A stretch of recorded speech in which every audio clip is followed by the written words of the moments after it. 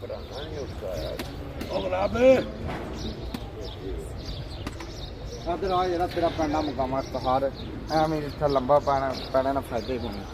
ਜਦੋਂ ਕਰਦੇ ਚਲੇ ਆਪਸੇ ਤੈਨੂੰ ਅਗਲੀ ਗੱਲ ਪਾਣੀ